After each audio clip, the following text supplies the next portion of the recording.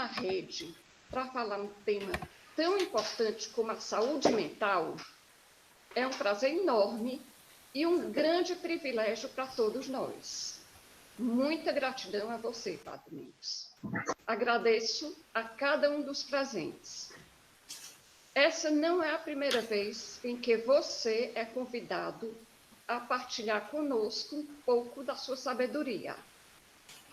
No ano passado, nessa mesma época da pandemia, em que estávamos em lockdown, você falou sobre meditação em uma live. E no ano anterior, em 2018, presencialmente, você falou sobre o eneagrama nos negócios e nos relacionamentos. Para quem não sabe o que é eneagrama, o eneagrama é uma ferramenta de autoconhecimento que ajuda e muito a tecer essa nossa rede da colaboração. E falando um pouco da pandemia que atravessamos há exatamente ou um pouquinho mais de um ano, eu posso afirmar que nós aqui da diretoria e todas as coligadas ficamos sem chão, completamente assustados, sem saber como conduzir os nossos negócios e mesmo as nossas vidas. Mas foi justamente nesse período em que sentimos um apoio muito grande de todos da rede. Sentimos extremamente acolhidos e ficou muito mais fácil, a partir dessa conexão, a gente levar esse período tão difícil. Enquanto no ano passado nós tínhamos 22 coligadas na rede, participando da rede, essa pandemia foi o boom, explodiu a rede. Hoje somos mais de 300 coligadas e ou conveniadas que fazem parte da rede. E hoje nós estamos não só aqui, no Ceará, como em boa parte do território nacional e também em vários outros países. Sem querer me alongar, tá? Mas eu faço questão de falar sobre um depoimento de uma coligada. Essa coligada não está aqui hoje, tá? Mas eu gostaria de transmitir para você, porque para mim foi muito gratificante e emocionante.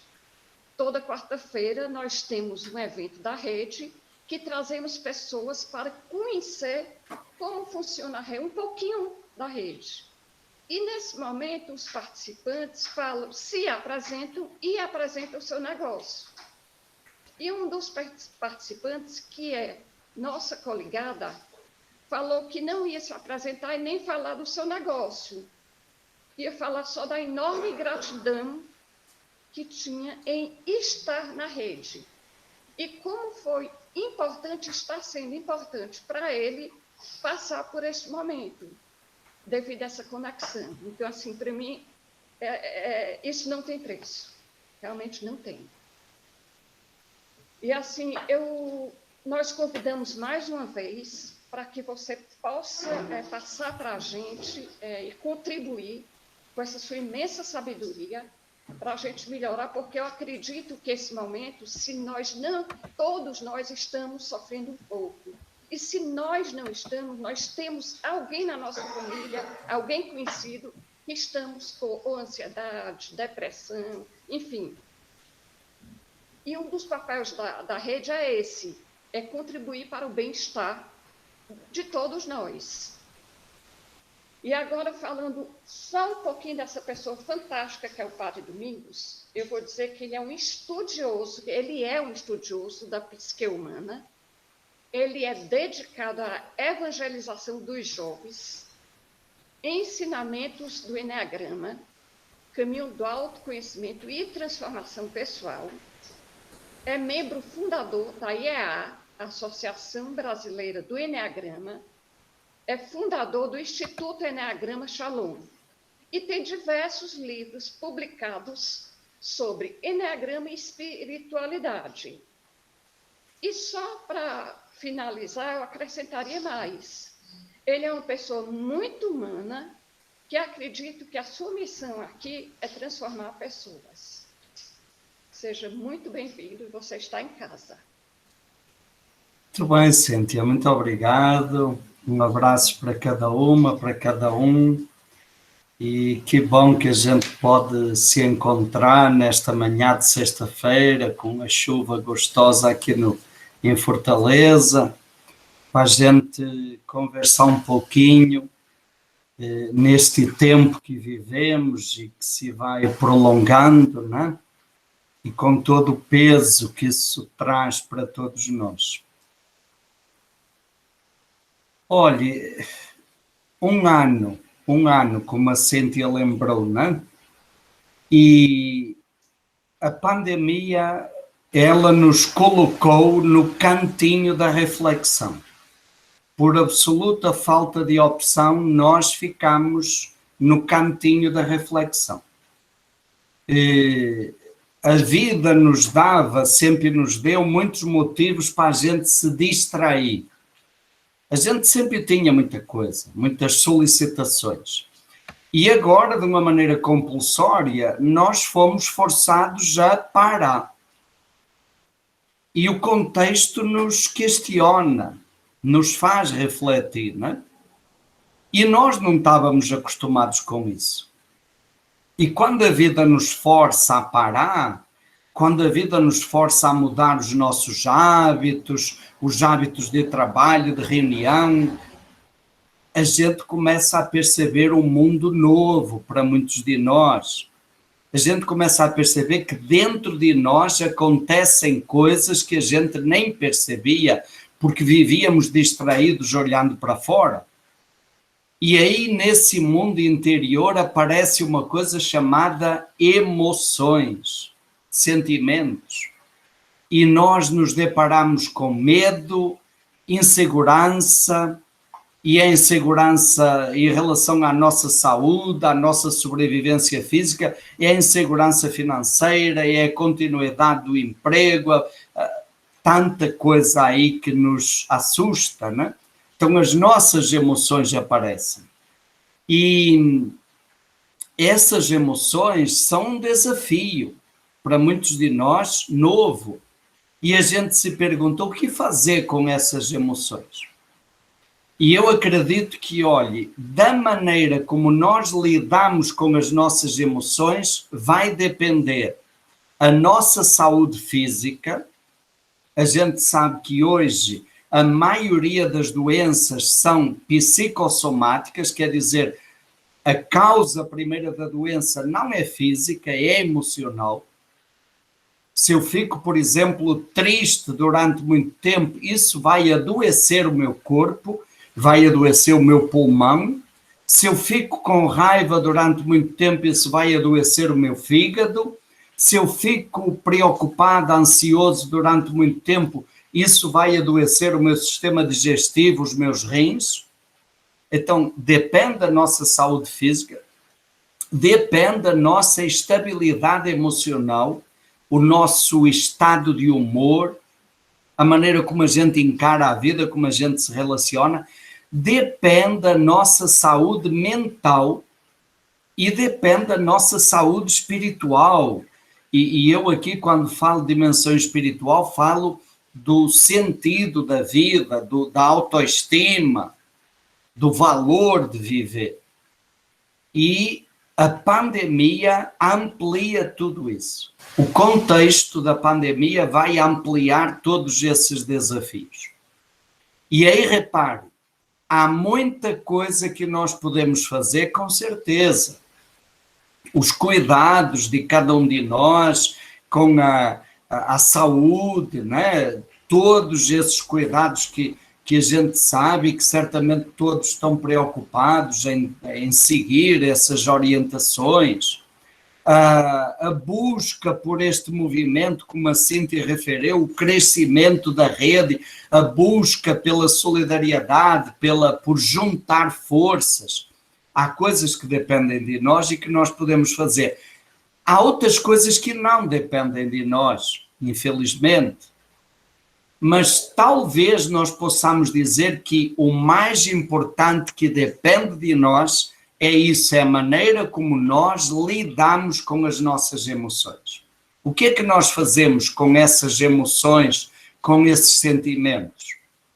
O que é que nós fazemos com o medo, com a insegurança, com a ansiedade? O que é que nós fazemos com a solidão, com a carência? O que é que nós fazemos com isso? Como já disse, gente, este ambiente amplia. É uma lupa, né? Tudo fica mais forte, mais aflorado. Logo desde o início da pandemia, muita gente me perguntava: o que é que você acha? Você acha que isto vai ajudar as pessoas a ficarem melhores? E eu, desde o início, eu falava, porque eu acredito, e a gente está vendo isso cada vez mais claro. A pandemia não muda ninguém. As pessoas é que mudam. E a mudança sempre é de dentro para fora. Não é nada externo que vai forçar a mudança. E, olhe, tenho uma frase de Albert Camus, que é um grande escritor e filósofo francês, que ele dizia assim, num livro dele sobre a peste, o título é A Peste, ele dizia: o pior da peste não é que ela mata os corpos. O pior da peste é que ela desnuda as almas. E este espetáculo costuma ser horroroso.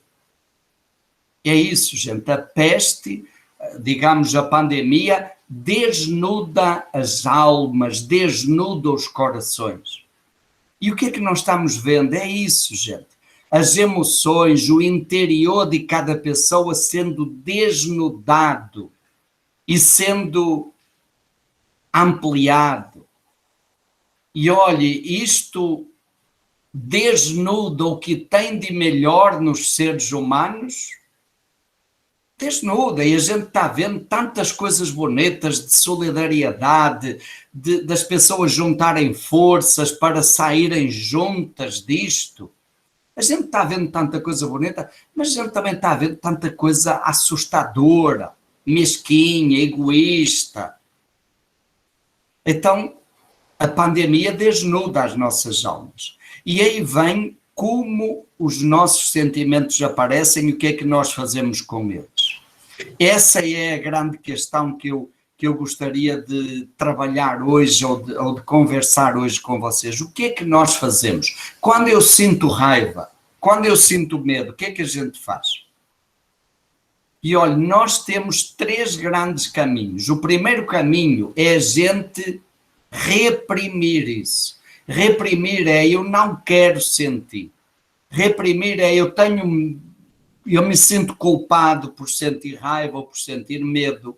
Eu fujo disso, eu esqueço, eu meto a cara no trabalho ou em outras distrações para não olhar para isso.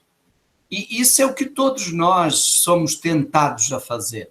Reprimimos. E repare, tem determinadas emoções que foram criminalizadas na nossa vida, na nossa educação. Nós sempre ouvimos já um menino bonito, uma menina bonita não tem raiva. Raiva é uma coisa feia. Medo é uma coisa feia. E aí, quando a raiva vem, quando o medo vem, quando a ansiedade aparece, quando a culpa aparece, o que é que nós fazemos? Vamos sentir vergonha, vamos nos sentir culpados por isso. E olha, muitas vezes a educação religiosa ainda reforçou essa criminalização das emoções. Quantas vezes que a gente ouviu, raiva é pecado. E aí, gente, o que é que vamos fazer? Primeira coisa que é importante, as emoções, sejam elas quais forem, elas são humanas, são legítimas, são naturais. Todas as emoções são humanas e são legítimas. Eu gostaria de dizer, e eu gosto muito de dizer isso, olha, é tão importante, é tão humano, é tão legítimo sentir amor como sentir raiva. É tão humano, é tão legítimo sentir confiança como sentir medo. Isso é humano, faz parte de nós. Então a gente precisa acolher as nossas emoções sem julgamento. Isso seria uma primeira pista. Acolher, sem julgamento, sem culpa. Não tem emoções boas e emoções ruins, gente. Todas as emoções são necessárias. Cada emoção, ela responde a uma situação da nossa vida. Olha, se eu perdi uma pessoa querida, a tristeza é a emoção necessária para eu viver esse luto. Se alguém está me agredindo, se alguém está me desrespeitando, a raiva é a emoção necessária para eu ter energia para me defender. Olha, se alguém me agride, me ofende, se alguém atinge a minha dignidade, nesse momento não é para eu sentir amor, é para eu sentir raiva, para poder me defender. Então, todas as emoções são legítimas, humanas, dignas. Então, eu diria assim, olha, como é que nós podemos lidar com as nossas emoções? E eu queria colocar aqui para vocês 4 passos. Primeiro, parar. A gente precisa parar, ter momentos de pausa na nossa vida. Como já dissemos, a pandemia nos forçou a fazer isso. Por absoluta falta de opção, nós tivemos que parar. Parar. Ter momentos onde você fica sozinho, onde você faz uma pausa na sua vida, onde você olha para dentro, olhar para dentro. Perceber o que é que o seu corpo está falando, o que é que as suas emoções estão dizendo. Sentir.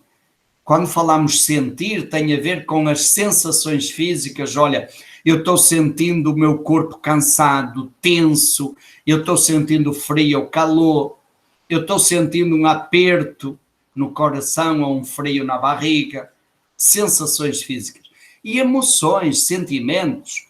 Eu estou sentindo medo, alegria, tristeza, raiva. O que é que eu sinto? Para. Esse é o primeiro passo. Segundo passo.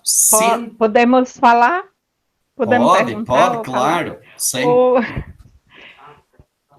Eu estou muito feliz com o que o senhor está falando, e eu trabalho no teatro com várias idades e com criança, então é maravilhoso isso, porque como é que eu coloco? As emoções vêm, e se a gente tenta reprimir, ela pode vir dobrado. O que a gente precisa com o teatro é aprender o que fazer com elas. Exatamente. Por exemplo, se você está com raiva, não vá quebrar as coisas, ou não vá dar um murro em alguém. Tipo, a gente vai trabalhando, fazendo com que as crianças ou adultos experimentem e percebam suas emoções. Quando você está emocionado, você não está se vendo, pois comece a se perceber nesse momento. Se você está com raiva, comece a pensar como é que fica meu rosto, como é que fica meu corpo. Isso que o senhor está falando. Perfeito, Norma, é isso. Então, repare, sentir, perceber-se. Esse é o segundo passo. Terceiro passo, dar nome, identificar o que é que eu estou sentindo. Repare, nós temos um costume de dizer, eu estou sentindo uma coisa ruim. Gente, não existe nenhuma emoção, nenhum sentimento chamado coisa ruim. Não tem na lista. Na lista tem alegria, tristeza, tem amor, raiva, mas não tem nenhum sentimento chamado coisa ruim. Então a gente precisa dar nome. Perceber, olha, isto que eu estou sentindo é medo. Há dias eu atendi uma senhora que foi infectada com Covid, gente. Passou aquele período, ela não foi internada, mas viveu aquela angústia, e ela me ligou e disse assim, olha, pela primeira vez na vida eu estou sentindo medo de morrer. Eu nunca tinha sentido medo, eu não sabia o que era medo, eu estou sentindo. Então, dar nome é muito libertador. Esse é o terceiro passo. Então, parar, sentir, identificar, dar nome, e quando eu dou nome, eu acolho. Dar nome, repare, estabelece uma relação de sujeito e objeto. Ninguém dá nome ao cachorrinho do vizinho. Quando nós damos nome ao nosso cachorrinho, nós estamos estabelecendo uma relação com ele. Quando nós damos nome a uma emoção, a um sentimento, nós estamos estabelecendo uma relação de sujeitos. A gente diz, olha, eu estou sentindo raiva, mas eu não sou apenas raiva. Existe alguém dentro de mim capaz de perceber a raiva e de enfrentar a raiva ou medo. Então, dar nome, identificar, acolher, não julgar, não julgar. Não é bom nem é ruim, gente. É o que eu estou sentindo agora. E o quarto passo, e aí a Norma já nos trouxe uma dica importante. O que é que eu faço agora? Quando eu percebo que eu estou sentindo, e eu vou expressar. Eu preciso expressar. Olhe, emoção, sentimento é energia, no mesmo sentido que nós falamos na física e na química. E qualquer energia, ela precisa ser expressa, liberada. Qualquer energia, se for reprimida, o que é que acontece, como a Norma lembrou? Ela cresce. Olha, se você pegar uma mola, imagina uma mola de amortecedor de carro, você pega a mola, bota o pé em cima, aperta a mola até ela ficar encolhida. Ela vai ficar lá encolhida? Vai. Mas na hora que você cansar, na hora que você distrair e tirar o pé, a mola vai bater no teto. Por que ela bateu no teto? Porque você apertou. Apertar as emoções, reprimir as emoções, ficar se sentindo culpado pelas emoções, fugir delas, esquecer, isso não resolve, isso só aumenta o problema. Então qual é o caminho, gente? Expressar. Expressar quer dizer colocar para fora. Tem uma médica amiga nossa que diz assim, tem 3 coisas que nós não podemos guardar. E aí ela brincava e dizia assim, primeira coisa que nós não podemos guardar, fezes. Que a gente sabe, quem tem retenção de fezes fica literalmente enfezado, né? Segunda coisa que a gente não pode reter, guardar, urina, porque isso vai gerar um processo infeccioso e a gente morre. Terceira coisa que a gente não pode guardar, emoções. E agora repare, gente, quando nós temos retenção de fezes ou retenção de urina, a gente se preocupa e vai no hospital, vai pedir ajuda. Agora, as emoções, a gente não dá essa importância, não. Pois, olhe, retenção de emoções mata mais gente do que fezes e urina. Nós guardamos raivas e depois o nosso coração pipoca. Nós guardamos medo e adoecemos. Nós ficamos ansiosos e ficamos guardando a ansiedade durante muito tempo e aí vem uma depressão. Então, repare, não podemos guardar, a gente precisa expressar.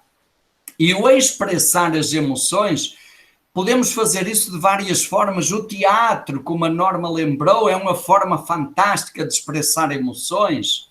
A escrita, escrever o que eu estou sentindo, aquela prática tão antiga de fazer o diário, escrever, desenhar, atividade física é uma forma de colocar para fora as emoções, a terapia.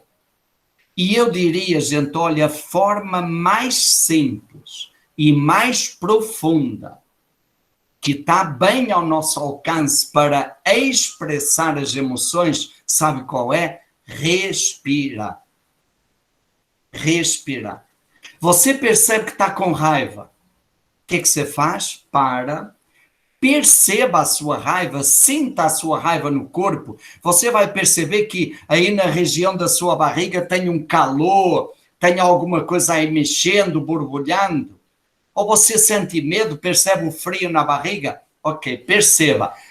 Dê nome, isto que eu estou sentindo é raiva ou é medo. E agora o que é que faz? Vamos respirar isso. Como? Olha, eu faço, por exemplo, 10 respirações profundas, sugando a minha raiva, sugando o medo que está lá no fundo da barriga e soltando, espalhando pelo corpo todo assim, ó. Faça isso 10 vezes e você vai ver a mudança. O seu corpo muda, o seu estado emocional muda. A respiração é o grande recurso que nós temos para liberar as nossas emoções. E isso vai nos trazer saúde física, emocional, mental e espiritual. Isso é tão simples, tão fácil, tão ao nosso alcance. Claro que o primeiro passo é o mais importante, é o parar e perceber. Vai. A respiração, a gente precisa reaprender a respirar. Também a gente trabalha no teatro, porque a gente perde essa capacidade quando a gente fica com a respiração torácica, que aí impede o fluxo do oxigênio no cérebro, inclusive, né? E com a respiração a gente também passa a ter mais criatividade. Só um instante, vamos ter um momento de debate, tá? Então, seria interessante escutá-lo e depois o Rômulo faz essa mediação desse debate, para não quebrar, não é não? Sei, tá bom. Olha, essa colocação aí, Norma, repare, quando nós estamos com raiva, como é que fica a nossa respiração? Fica acelerada e curta, a gente fica... Quando nós estamos com medo, o que é que acontece com a respiração? Parou de respirar. Quando nós estamos ansiosos, a nossa respiração fica travada. Repara, as emoções alteram a respiração. E o contrário também é verdade. Quer ver uma coisa? Todos nós já sentimos isso. Às vezes você está no limite da raiva, perto de uma explosão, e instintivamente você faz assim. E você sente uma descarga no corpo. Parece que dá um alívio nos seus braços, no corpo inteiro. Então, quer dizer, a respiração profunda também libera as emoções. Aí nós temos um ciclo muito importante, gente. As emoções travam a respiração, mas através da respiração nós também podemos liberar as emoções. A palavra-chave é respiração consciente, consciente. Isso é a chave. Mas, como vocês são pessoas muito práticas, tá? Pessoas de negócios, eu pensei que era bom a gente trazer uma coisa prática, tá? Para não ficarmos aqui só falando. Então, eu pensei trazer um remédio, falar de um remédio, tá? Eu trago aqui o remédio, ó, caixinha do remédio, amostra grátis, tá? E eu vou ler a bula do remédio, tá, gente? Vou ler a bula. A bula é aquilo que fala dos benefícios que foram comprovados cientificamente. Os benefícios que a ciência reconhece nesse remédio. Eu vou só ler a bula. Se alguém depois tiver interesse no remédio, fala com a Cíntia. Tá bom, Cíntia? Olha, gente, esse remédio, comprovadamente, ele repousa, diminui o ritmo do batimento cardíaco, diminui a tensão muscular, baixa a pressão sanguínea, diminui o nível dos hormônios do estresse, aumenta a energia e o vigor físicos, a disposição física, acelera a recuperação de doenças, diminui ataques de asma e outras reações alérgicas, fortalece o sistema imunológico, olha aí como é importante neste contexto, reduz cardiopatias, hipertensão e insônia, alivia dores devidas à artrite, alivia problemas nas costas, corrige a postura, melhora o tempo de resposta, a capacidade motora, a precisão de movimentos,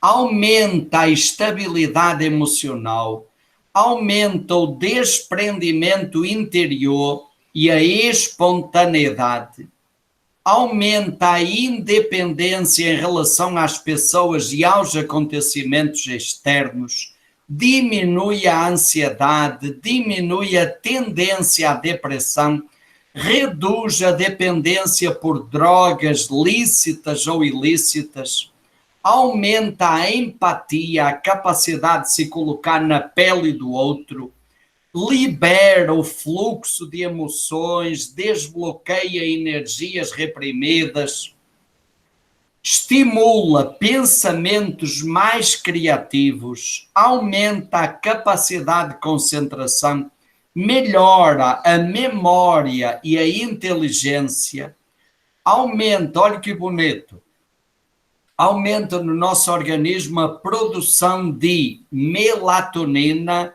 serotonina e ocitocina, são os chamados hormônios do bem-estar. E, em contrapartida, esse remédio inibe no nosso organismo a produção de cortisol, noradrenalina e aldosterona, que são os chamados hormônios do estresse. Então, ele aumenta a produção dos hormônios do bem e diminui a produção dos hormônios que prejudicam a nossa vida. Gente, esse remédio não tem efeitos colaterais, não tem contraindicações, qualquer pessoa pode usar, só tem um problema que eu vou falar para vocês porque é verdade. Esse remédio cria dependência.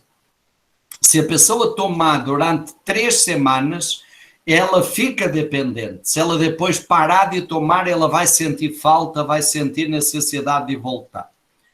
Então, esse remédio acho que pode ser um grande remédio, uma grande ajuda sempre na nossa vida e de uma maneira especial neste tempo da pandemia. Tá bom? Não sei se alguém ficou interessado, alguém tem interesse aí no remédiozinho. A Sandra está balançando a cabeça, a Norma, a Olga está rindo, o Lípel também está aí dando... 10 caixas aí para mim dele aí. Arrumar umas caixas aí. Pois é, gente, olha, outra... Diz. Bom, é que temos uma médica aqui, que inclusive ela foi nossa palestrante há pouco tempo, e ela disse, não se lê bula de remédio. Aí eu disse, esse pode. Eita, então desculpe aí, viu, porque eu nem pedi autorização. Olha, gente, outra coisa. De maravilha. Outra de maravilha, padre. Outra coisa, esse remédio é de graça. De graça. E esse remédio, gente, chama-se, olha aí, meditação. Meditação.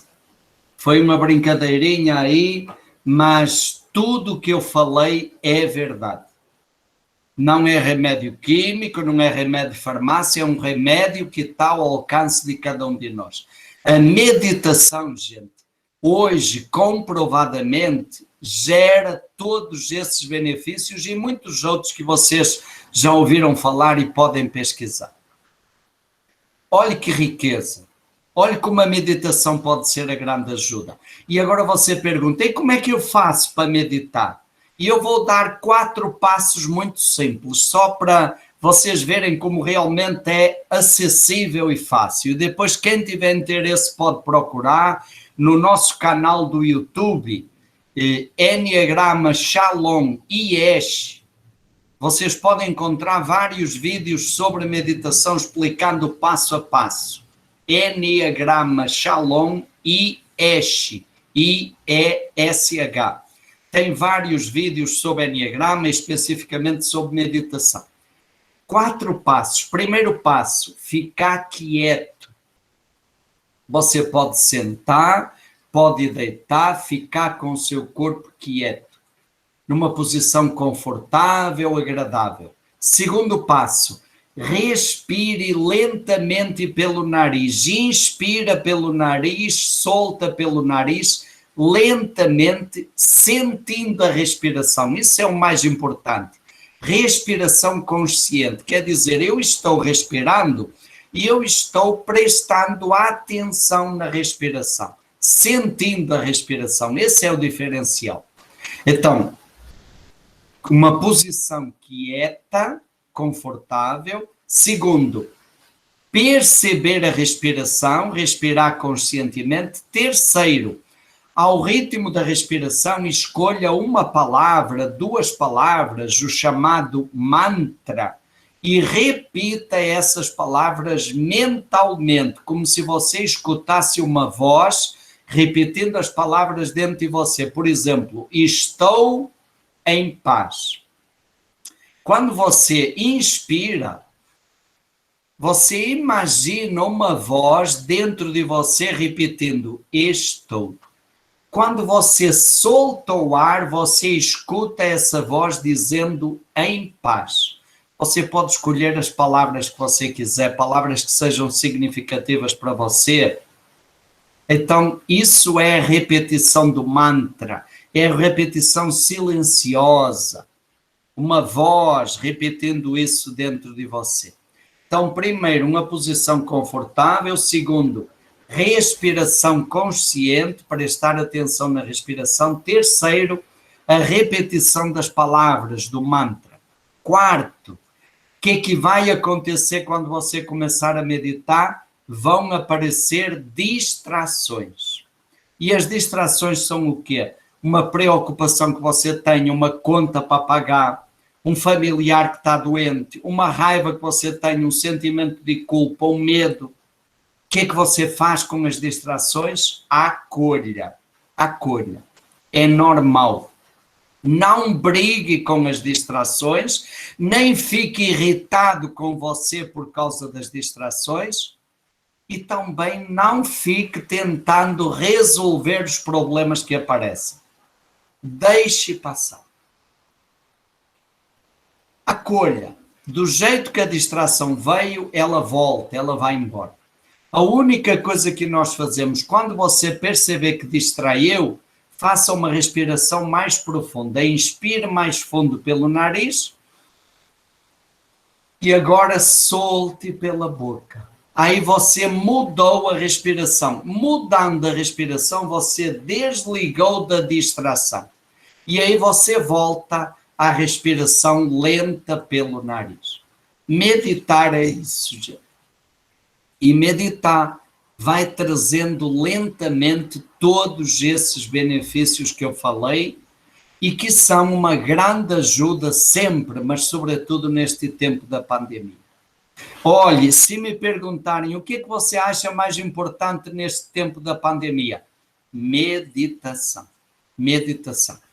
Tenho uma outra médica amiga minha que diz assim: a pandemia veio-nos esfregar na cara como nós respiramos mal. Como nós não damos valor à respiração. Nós respiramos mal, gente. Nós respiramos muito pouco. Nós respiramos 5% daquilo que poderíamos respirar. E isso significa 5% em termos de saúde física, 5% de saúde mental, 5% de saúde emocional e 5% de saúde espiritual. 5%. A pandemia veio nos escancarar isso. E é a grande oportunidade de nós aprendermos a respirar, mudarmos os nossos padrões respiratórios para ampliar a nossa saúde. Só para a gente concluir, na tradição judaica, a mesma palavra usada para dizer boa saúde, tá? A palavra que eles usavam para falar saúde, é a mesma palavra que eles usavam para falar salvação. Quer dizer que para eles saúde e salvação, dimensão espiritual, não são coisas separadas, são a mesma coisa. É a mesma palavra. E outra coisa bonita, a mesma palavra que os judeus usam para falar saúde e que usam para falar salvação, Ao pé da letra, sabe o que é que significa? Respirar bem. Respirar bem. Quer dizer que a respiração é a fonte da saúde física, espiritual, mental e emocional. E a meditação é a melhor forma, a grande arte da respiração. Então, gente, a minha palavra seria por aí. Se me perguntarem o grande caminho para a saúde mental, meditação. Tão simples, ao alcance de todos e com tantos benefícios para a nossa vida. Tá bom? Comece com 5 minutos por dia. O importante é manter a perseverança todos os dias. E eu costumo colocar o seguinte desafio. 3 semanas, tá, gente? Só 3 semanas. Todos os dias. Ao fim de 3 semanas, se você quiser, largue a meditação para lá, desista. Eu acredito que uma pessoa que medite todos os dias durante 3 semanas, ela pode até parar 1 dia, 2 dias, 1 mês ou 1 ano, mas ela vai voltar a meditar porque vai lembrar dos benefícios e vai sentir necessidade. Então, é a dica, é a pista, o desafio que eu deixo para vocês. Tá bom, gente? A regra dos 3 P's. Primeiro P, prática. Como é que a gente aprende a meditar? Meditando. Segundo P, paciência, paciência. Terceiro P, perseverança. Todos os dias, esse é o segredo. Tá bom? Então agora podemos abrir aí, né, Cíntia? Isso.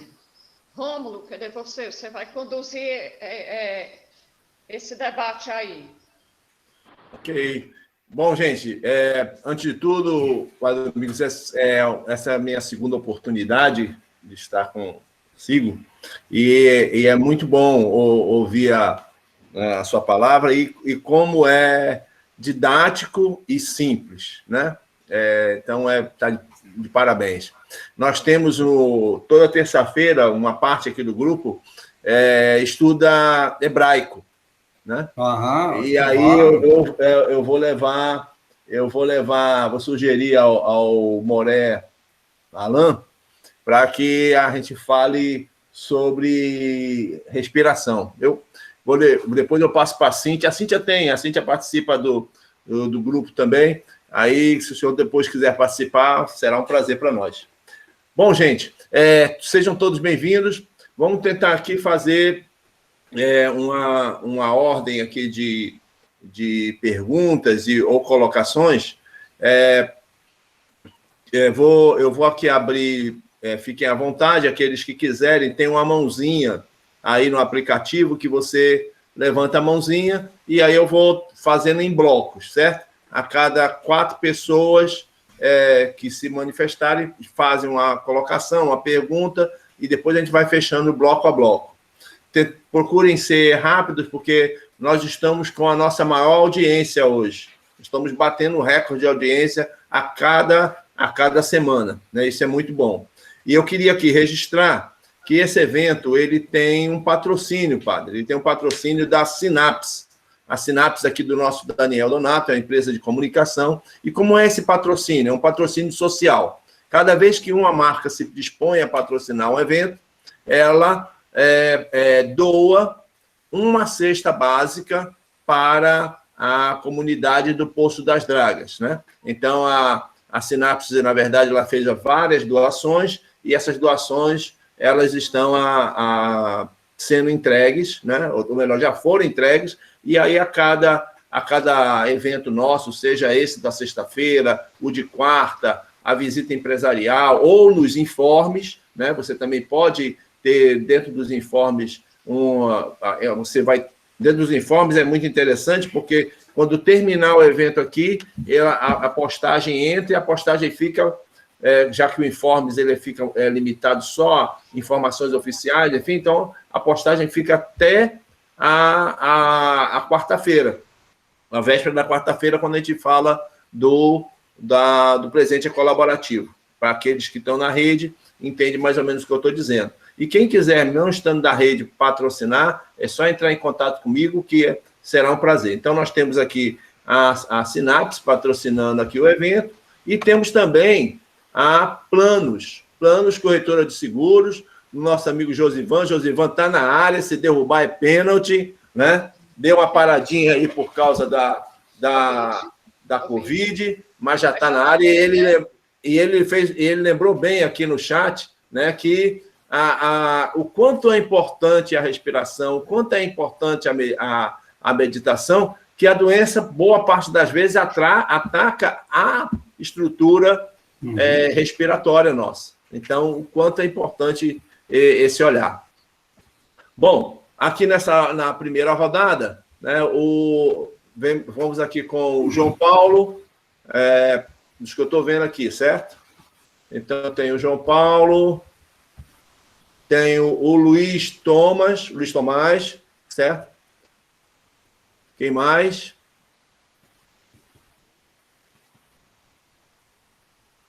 E o Aélio. Então, vamos aqui. JP. Assim, mais uma vez, eu quero dar o meu testemunho. E eu nasci em 1981, um ano depois do Papa João Paulo vir ao Brasil. E a minha mãe fez uma promessa que, se eu sobrevivesse, porque ela já tinha perdido um bebê, eu me chamaria João Paulo, né? E aí, ao longo da minha história, em 2001, eu descobri que eu tinha distúrbio bipolar. Eu fui diagnosticado com distúrbio bipolar. Então, deficiência de sódio no meu organismo, né? Então, o sódio, ele é energia. Se a gente tem deficiência de sódio, o corpo passa a funcionar errado, passa a funcionar mal feito, né? E aí, desde 2001 que eu uso essa medicação, né? E há bem pouco tempo atrás, esse ano, eu descobri que eu sou hipertenso.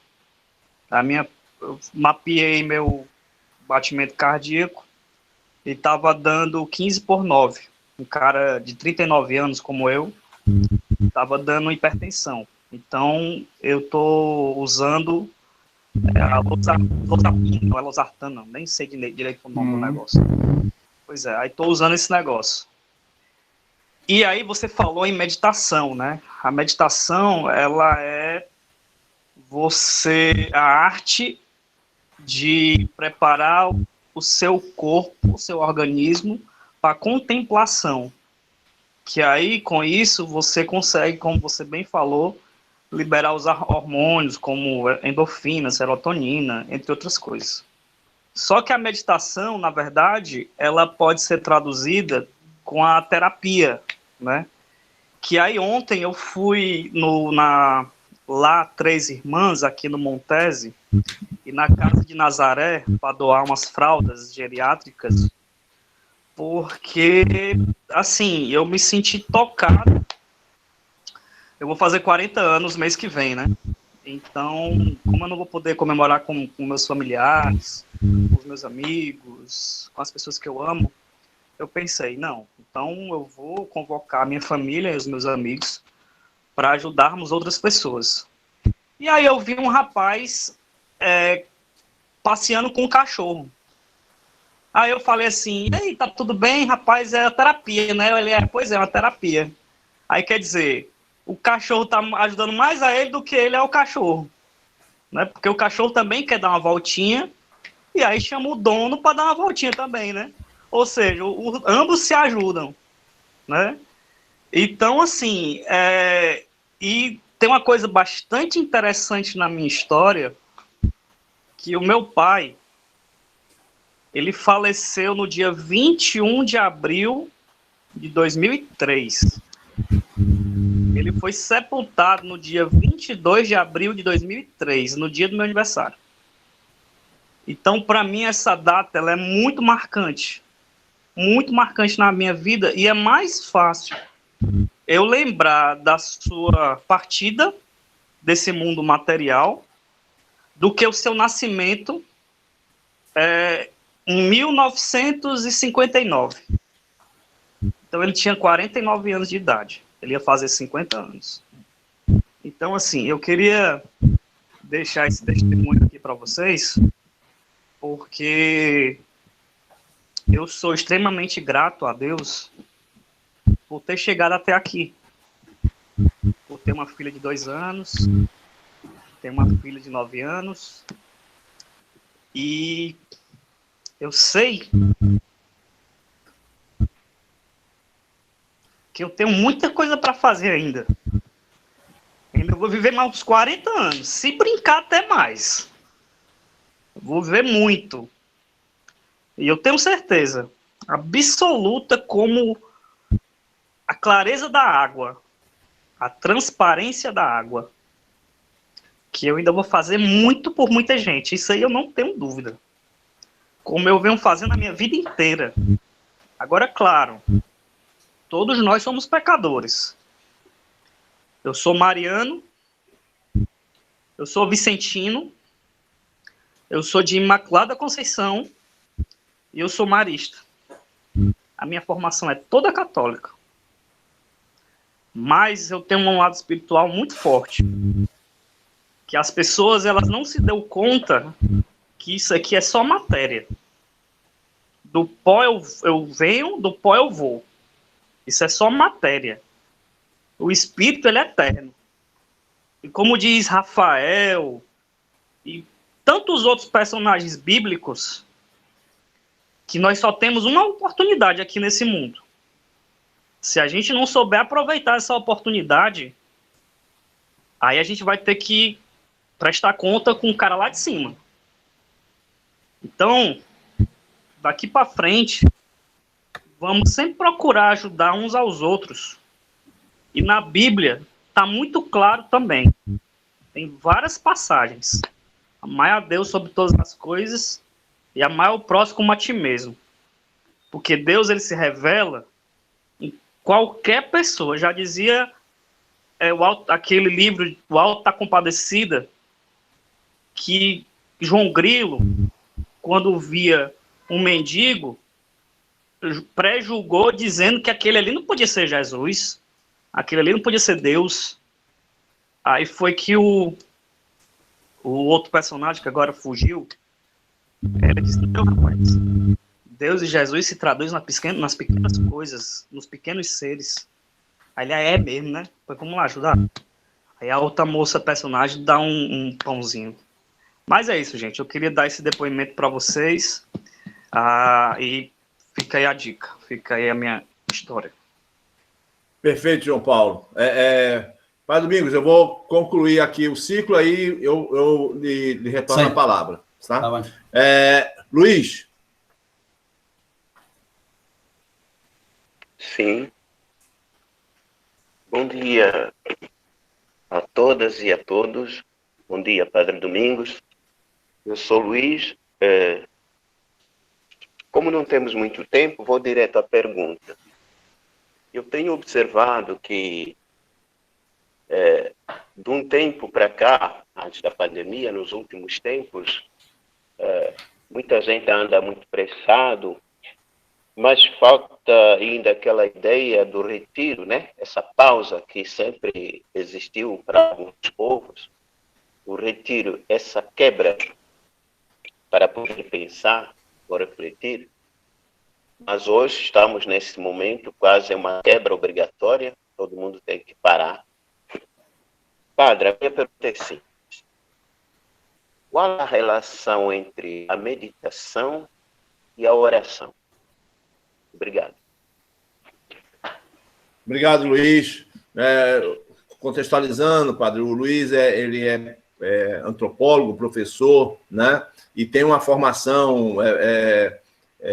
por muito tempo esteve em escolas de formação de seminarista, então é uma pessoa que tem uma profundidade aí muito grande nessa pergunta.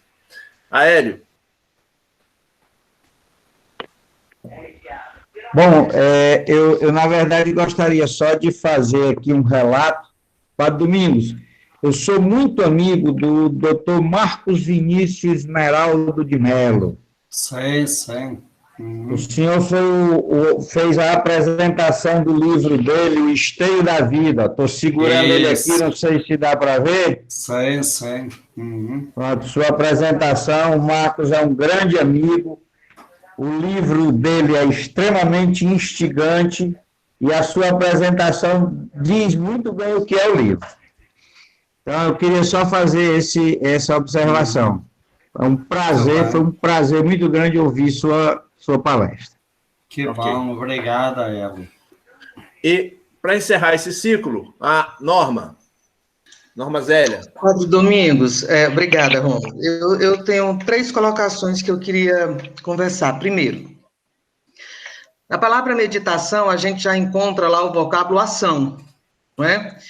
E aí o senhor falou que, para o hebraico, meditação tem tudo a ver com saúde, com salvação, com respirar bem. Para os tibetanos, a meditação tem a ver com a familiarização, né? Com habituar-se. E aí, a Bíblia nos ensina que o verbo era ação. Em síntese, como é que se medita na ação? Essa é a primeira pergunta. A segunda o senhor falou que todas as emoções humanas são legítimas. Então, o que era preciso seguir, preciso não, o senhor orientou aqueles passos, né, de parar, sentir, identificar, acolher, expressar. Mas então, por que é tão difícil essa identificação? Por que é tão difícil lidar com a culpa, com a vergonha e com a angústia? E, por fim, é que eu acho que um dos antecessores falou uma palavra e aquilo me inquieta. O pecado existe? Só isso. Muito bem. Obrigado, gente. Então, olha, aí uma palavrinha para o João Paulo. Viu, João? Obrigado pela sua partilha. E eu diria assim, olha, essas 2 dificuldades de saúde que você trouxe, a falta de energia, da questão do sódio e a hipertensão.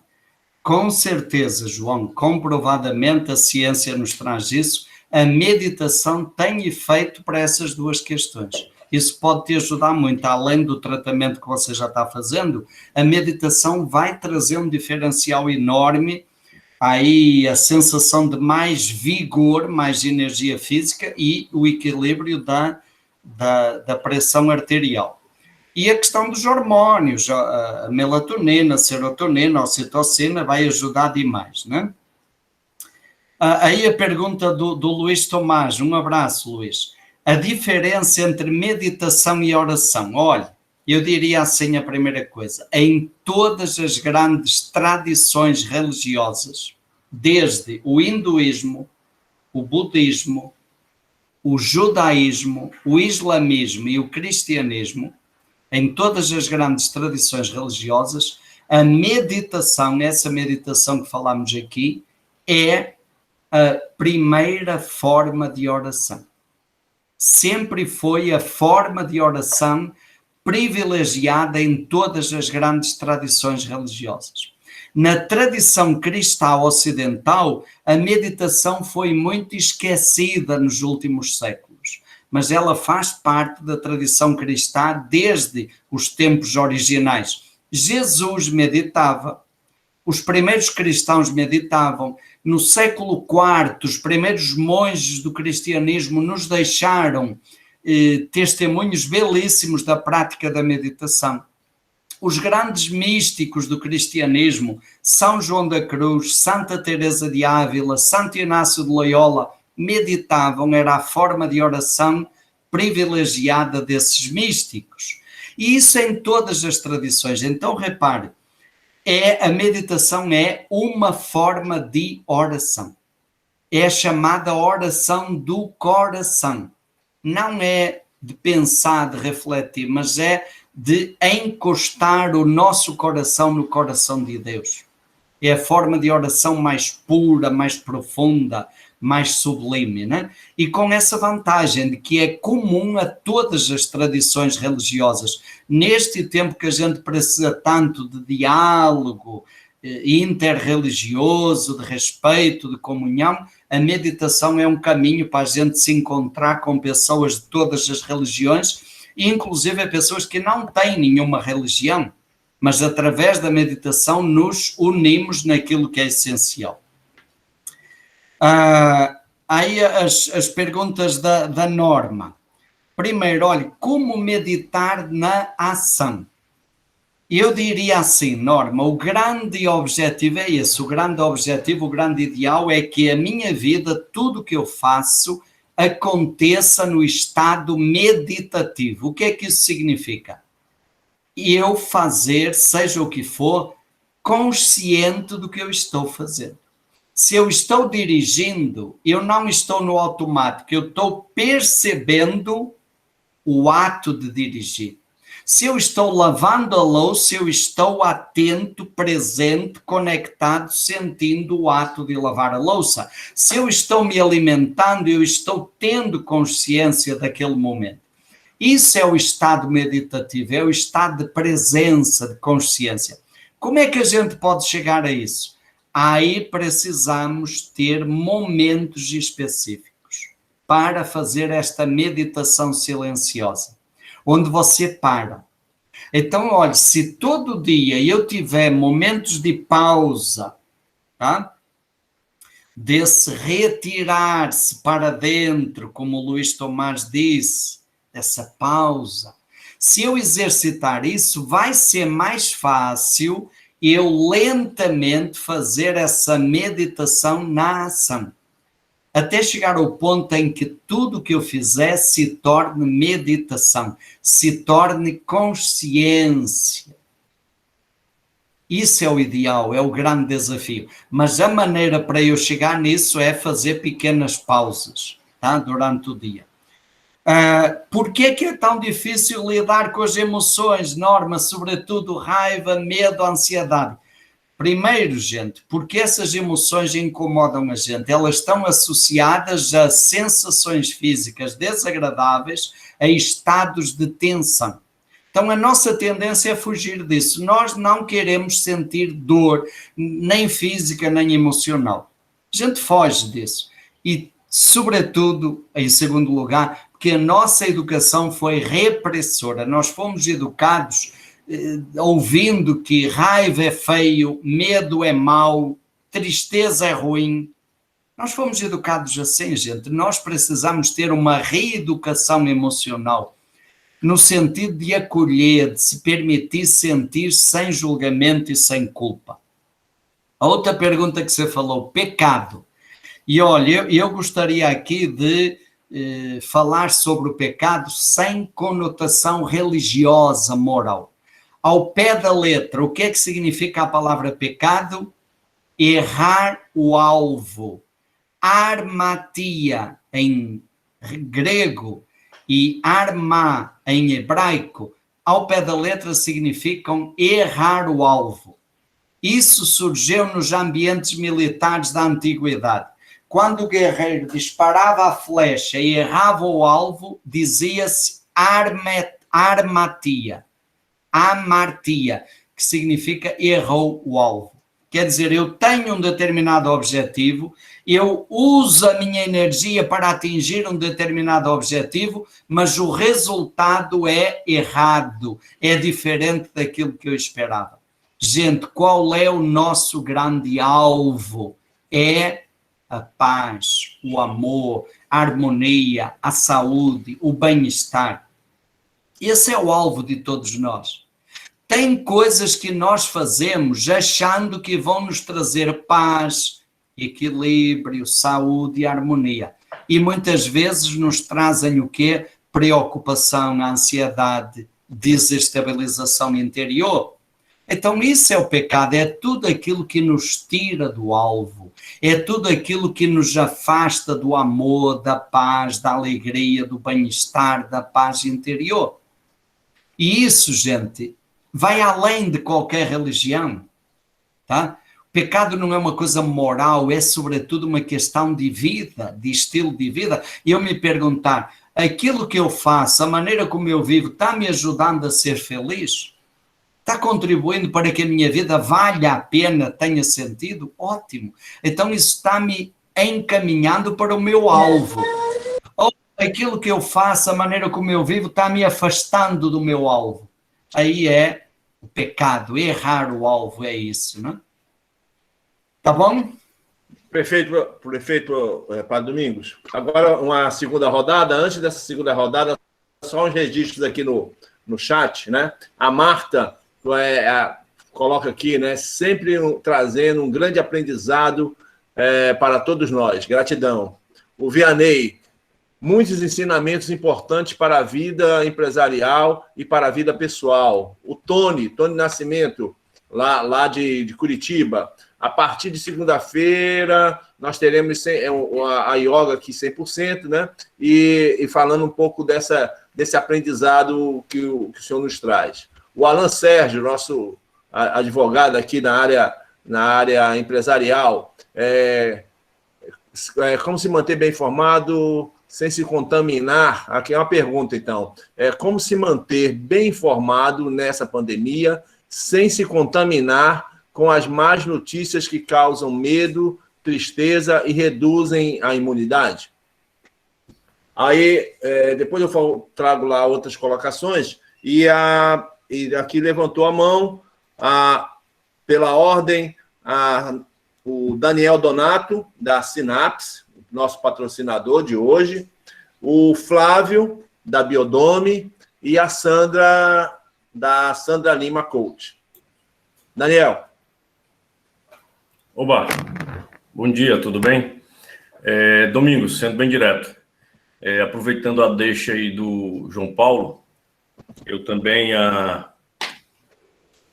eu acho que há uns 20 anos ou mais, eu fui também diagnosticado como bipolar e TDAH, né? São duas patologias aí que eu aprendo a conviver diariamente.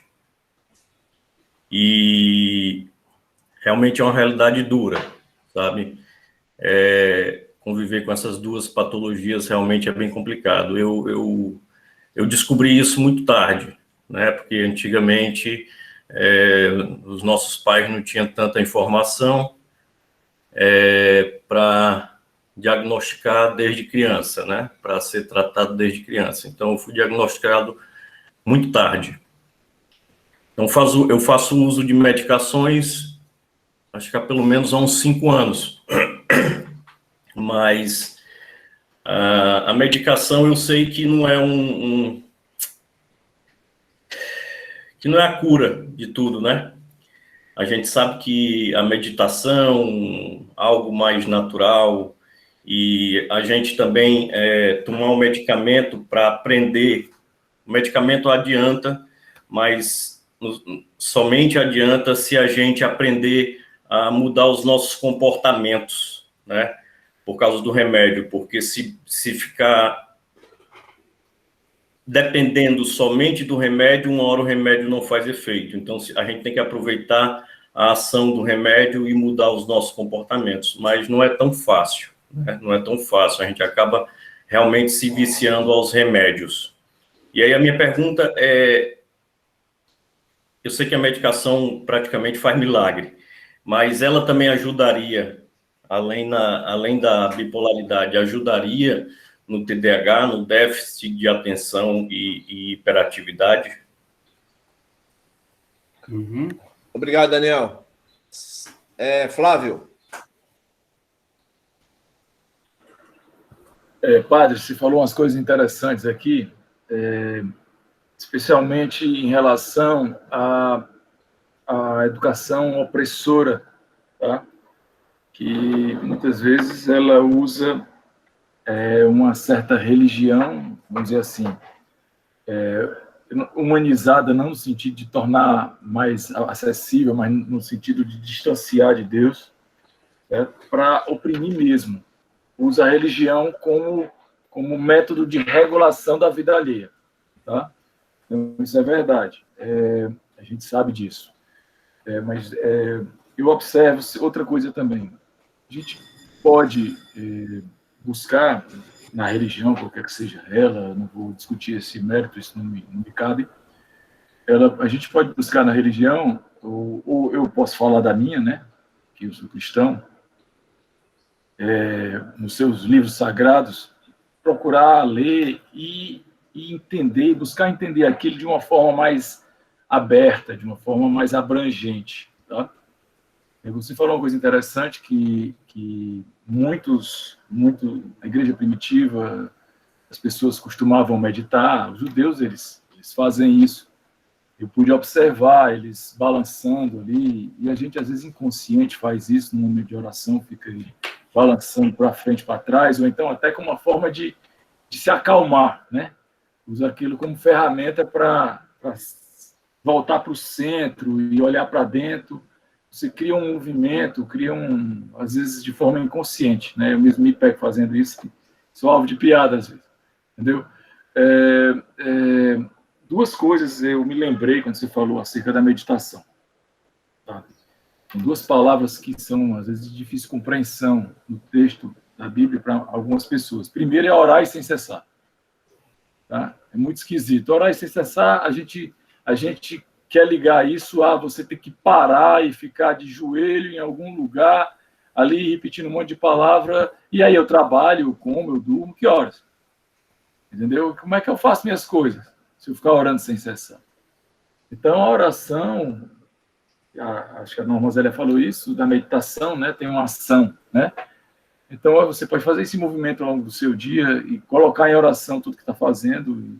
Do jeito que a gente dirige um carro, conversando com quem está do lado, a gente pode fazer isso com Deus, normalmente na posição não de motorista, né? Mas na posição de acompanhante, né? O motorista da nossa vida acaba sendo Deus. A segunda palavra que eu me lembrei na Bíblia, quando você falou, é que o Espírito Santo, ele traduz ao Pai os nossos gemidos de formas que a gente expressa de forma ininteligível, né? Não vou me lembrar exatamente das palavras que estão na Bíblia, mas às vezes a gente está numa angústia muito grande ou num momento de medo muito grande, que é natural sentir medo, certo? Eu aprendi que coragem não é falta de medo. Falta de medo é psicopatia, né? Coragem é presença de fé, certo? Então a gente vai com medo mesmo. Então, assim, a gente às vezes está num momento muito angustiado e não consegue transmitir ou expressar em palavras aquilo que a gente está sentindo. Então a gente entrega para Deus e Ele entende muito bem. De qualquer forma, a gente não precisa estar nesse momento de angústia para liberar aquilo que a gente às vezes nem consegue medir nem pesar. A gente pode fazer isso a qualquer momento do dia, certo? Então, meditação, ela pode, assim, uma coisa interessante que você falou de inspirar e expirar pelo nariz, porque eu já vi muita gente falar de meditação, solta pela boca, eu não consigo, tá? Então, isso aí é uma coisa muito tranquilizadora para mim, certo? Eu estava falando com a Cíntia mais cedo, e eu sou capaz de passar 1 hora pensando numa coisa, ou sentado de perna cruzada nem tanto, mas sentado olhando para um formigueiro ou para uma planta, e desligar minha mente, vai e volta as distrações. Eu sou capaz de fazer isso 1 hora, sou capaz de fazer isso várias vezes no dia, mas eu acabo esquecendo de fazer. Entende? Mas, assim, eu independente de parar um certo momento do dia para fazer isso, que eu acho que devia ser também, como a gente para comer, para dormir, para tomar banho, entendeu? Eu pelo menos me esforço para fazer isso ao longo do dia, de qualquer momento que eu possa me lembrar, tá? Então, assim, as suas palavras, padre, foram boas de serem. Eu gostei muito de ouvi-las, porque me trouxe até mais segurança em relação a compreensões que eu tenho. Que a gente pode, tendo uma visão mais holística, né? Tendo uma visão mais tolerante, vamos dizer assim, e menos julgadora, né, do que quer que seja, né? A gente pode se libertar dessa opressão que às vezes usa a religião como arma, né? Que é arma mesmo, não tem outro termo que eu possa usar. Não posso nem procurar no fractalismo outra palavra que não seja arma, porque é arma mesmo, entendeu? Ela usa a religião como arma para oprimir e deixar a gente com aquele complexo de culpa corroendo a gente dia após dia, né? Então, eu lhe agradeço por isso. Foi muito bom ouvir, me ajudou em algumas coisas que eu tenho aqui na minha cabeça, alguns questionamentos que eu faço. Que bom. Obrigado, Flávio. Sandra? Bom dia, Padre Domingos. É um prazer conhecer o senhor. Eu não tinha esse prazer antes. Não, simplesmente agradecer as palavras. Eu realmente acho que o foco é a gente poder aprender a trabalhar com as nossas emoções, e essa mudança, né, tem que começar dentro de nós mesmos. Então, eu achei muito interessante, eu comparto com tudo aquilo que o senhor disse, e justamente, eu lembro que quando eu tive gastrite pela primeira vez, em 94, era nervosa, e a maneira com a qual, além dos medicamentos e tudo isso, uma coisa que eu incorporei na minha vida, a partir daquele momento, a partir do momento que eu descobri que era de raiz nervosa, que não tinha nenhuma bactéria, nada, foi me tranquilizar, manejar, ver, se está queimando o meu estômago, o que eu não estou atendendo? Então, e aí, a partir do momento que eu comecei a reconhecer que era uma preocupação e como eu podia me ocupar dessa preocupação, sem deixar que afetasse o meu estômago, cada vez que surge isso hoje, eu já posso dar uma resposta diferente, né? Então, eu acho que é fundamental ajudar as pessoas a encontrar esse equilíbrio emocional, essa maneira, né, de relaxar, de ter esse contato interno com cada um de nós, né? O Enneagrama nos ajuda muito a nos conhecer também e poder trabalhar cada parte de nós. Eu conheci o Enneagrama através de um sacerdote espanhol e argentino, que faleceu ano passado, lamentavelmente, pela Covid, mas ele dava essa ferramenta para a gente, né, se conhecer. Então, eu já estou seguindo o senhor lá no YouTube. Muito prazer e muito obrigado pelas palavras de hoje.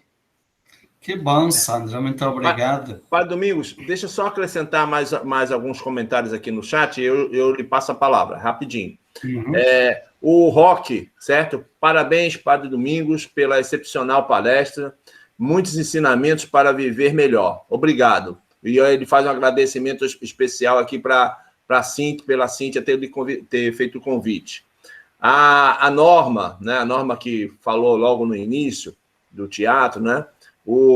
Ela fala que a exemplo do João Paulo, né? Ela também colocou o nome de um filho também de João Paulo, mas pelo João Paulo II, né? Ela era solteira e o pai não assumiu e lutei muito contra o mundo para o meu filho nascer. Então, fica aqui esse depoimento, esse testemunho também, né?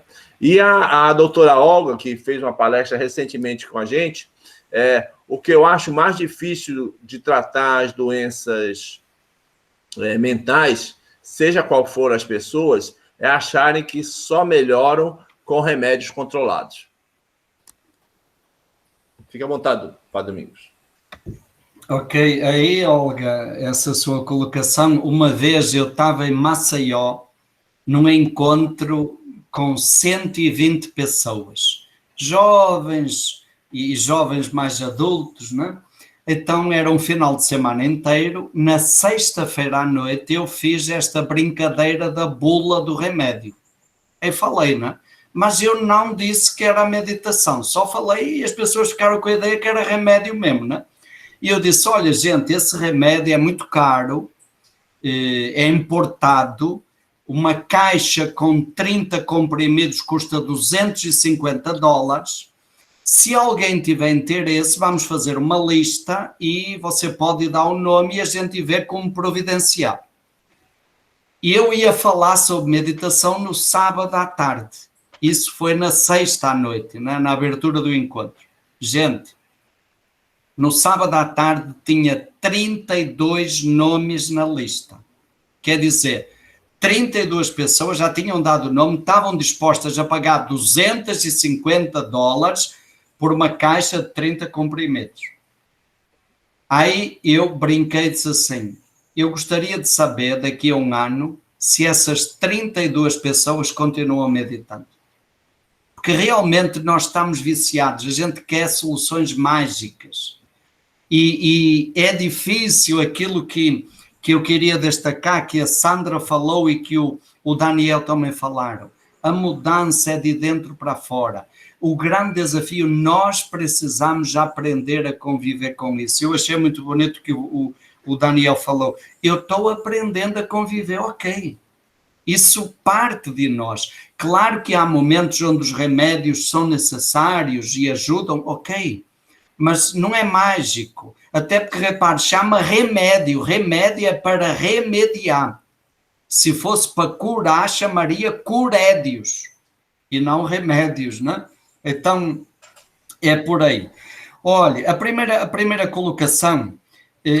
Padre, diga. Como a gente falou da Olga, o senhor citou a Olga e ela levantou aqui a mão, vamos só ouvi-la, que aí o senhor contextualiza também, pode ser?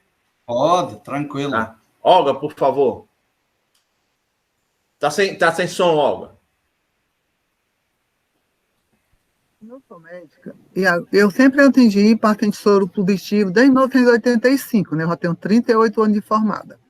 39, aliás. Aí, sempre tem aquela história de esconde. Quando a pessoa mostra o que tem, por exemplo, eu tenho um irmão que é bipolar. Assim, você passa a conviver melhor, as pessoas passam a lhe aceitar melhor.